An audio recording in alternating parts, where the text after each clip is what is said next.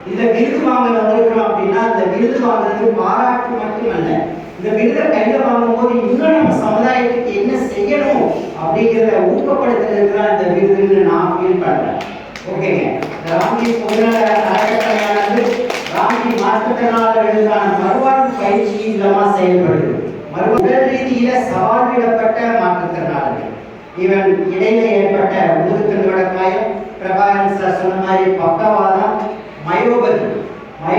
இன்னைக்கு உலக அளவில் ஒரு வேர்ல்டு ஹெல்த் ஆர்கனைசேஷன் ஒரு கருத்து சொல்றாங்க, உலக அளவில் 30% பேர் மன அழுத்தத்தால் பாதிக்கப்பட்டிருக்கிறாங்க அப்படிங்கிற ஒரு சென்சேஷனை கொடுக்குறாங்க.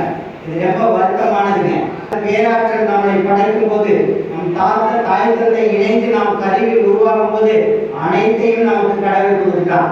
நாம தான் தேர்றன்னு சொல்லி வாழ்க்கையை தொலைச்சிட்டு கடைசியில ஞான உதயத்துல பேசுற இளைய மாதிரி தான் அநேகர் இருக்கிறாங்க. அதனால வாழ்க்கையை வாழ கற்றுக்கணும். வாழ்க்கை வாழ்வதற்கே, வாழ்க்கையில பொருத்தேற்றது மட்டும் முக்கிய நோக்கம் இல்லைங்க.